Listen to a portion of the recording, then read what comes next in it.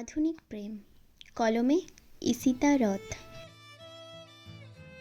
আধুনিক যুগে ভালোবাসা হঠাৎ প্রেমে পড়া নয়, ওটা ধীরে ধীরে ফলো করা, স্টোরি দেখা আর রিয়াক্ট দেব কি দেব না এই দ্বিধার মধ্যে বড় হয়ে ওঠে। এ যুগের প্রেম একই ছাদের নিচে বড় হয় না, একই নেটওয়ার্কে বড় হয়।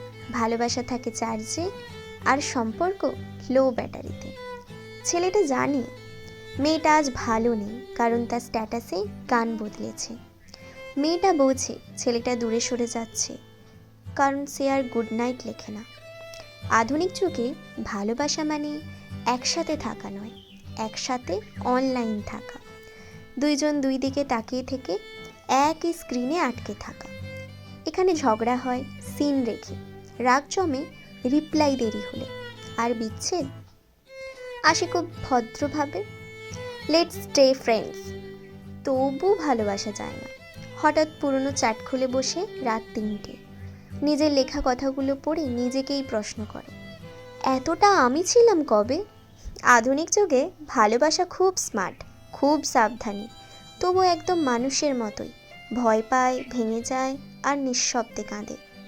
এ যুগে ভালোবাসা মানে সাথে থাকা নয়, ভালোবাসা মানে সব হারিয়েও কাউকে মনে রেখে নিজেকে চালিয়ে যাওয়া।